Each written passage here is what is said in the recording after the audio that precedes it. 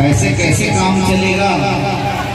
9 दिन आप लोग उस माता रानी को यहाँ पे बैठाए थे, अब जल्दी तो कम से कम जोर से आवाज लगा के बुलाओ तो उसको। तोला बंदो ताई, तोला बंदाओ,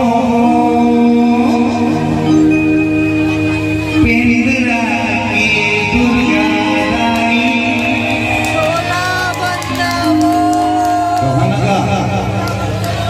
क्या बात है, इधर है सच्चे भाई भाई, इधर सौतेले भाई, सौतेले हो। अमरपुर की